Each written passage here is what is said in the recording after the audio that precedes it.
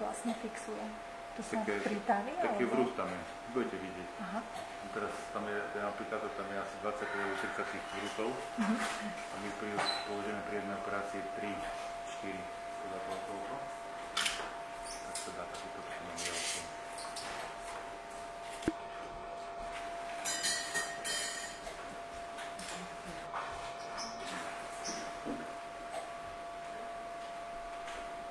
Budete vidieť, tam sú také štruktúry, do ktoré sa to fixuje.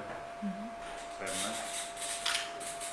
A teraz keď budete vidieť vonku, tak budete vidieť na takú vidno. Ukážte im to, hej?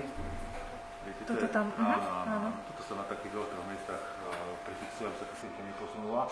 A druhá aj tak je potom tlak orgánov dutiny brušnej na to, aby sa tá sieťka potom pridunula pevne k brušnej stene.